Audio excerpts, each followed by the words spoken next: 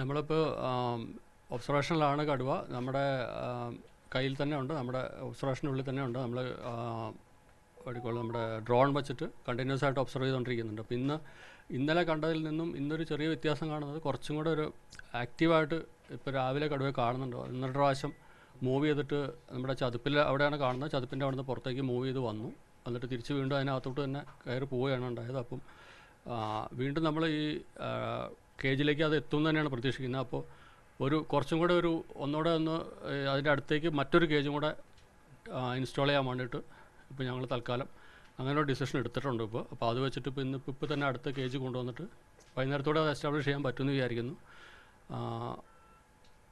വീണ്ടും ഇതുപോലെ തന്നെ ട്രാങ്കുലൈസ് ചെയ്തിട്ട് അതിനെ ക്യാപ്ചർ ചെയ്തിട്ട് ട്രീറ്റ് ചെയ്യാൻ വേണ്ടിയിട്ടുള്ള ഒരു ഓപ്ഷനും കൂടെ നമ്മൾ ആലോചിക്കുന്നുണ്ട്. പക്ഷേ ഇപ്പോൾ നമുക്ക് പെട്ടെന്ന് അതിലേക്ക് കടക്കാൻ കഴിയുന്നില്ല, കാരണം അതിന് ചീഫ് വൈൽഡ് വാർഡിൻ്റെ പെർമിഷൻ ആവശ്യമുണ്ട്.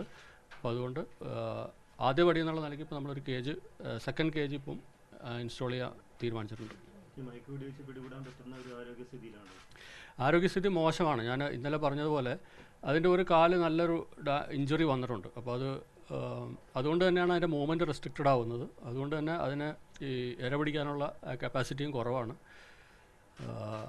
വെള്ളം ആ ചതുപ്പിലുള്ളത് കൊണ്ടാണ് അത് സർവൈവ് ചെയ്ത് പോകുന്നതെന്നാണ് ഇപ്പോൾ നമ്മൾ മനസ്സിലാക്കുന്നത്. അപ്പോൾ അത് ക്യാപ്ചർ ചെയ്താൽ ട്രീറ്റ് ചെയ്യാൻ പറ്റുന്നൊരു അതാണ് ആ ഒരു കണ്ടീഷൻ. നമുക്കൊന്ന് വൈകുന്നേരമൊക്കെ ആകുമ്പോഴേക്കും നമുക്ക് കുറച്ചും കൂടെ ആ ഒരു പിക്ചർ ക്ലിയർ ആവുള്ളൂ. അത് നോക്കിയിട്ട് ആ തീരുമാനം ഫൈനലൈസ് ചെയ്യും.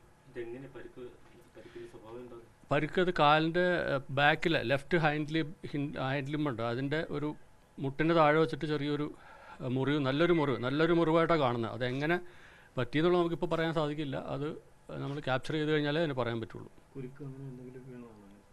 പറയാൻ സാധിക്കില്ല, കാരണം ചാൻസ് തള്ളിക്കളയുന്നില്ല, നമ്മൾ സാധ്യത ഇല്ല എന്ന് പറയുന്നില്ല. അത് കൃത്യമായിട്ട് നമ്മളതിനെ ഒരു ക്ലോസ് ആയിട്ട് ഒബ്സർവ് ചെയ്താലേ ആ മുറിവിൻ്റെ നേച്ചർ നമുക്ക് മനസ്സിലാക്കാൻ പറ്റുള്ളൂ. നമ്മൾ ഇന്നത്തെ വൈകുന്നേരത്തോടുകൂടി അതിൻ്റെ ഇപ്പം ഞാൻ രാവിലെ വലിയ കുഴപ്പമില്ലാതെ കാണുന്നത്, അപ്പോൾ വൈകുന്നേരത്തോടുകൂടിയുള്ള അതിൻ്റെ ആ ആരോഗ്യസ്ഥിതി നോക്കിയിട്ട് തീരുമാനം എടുക്കും.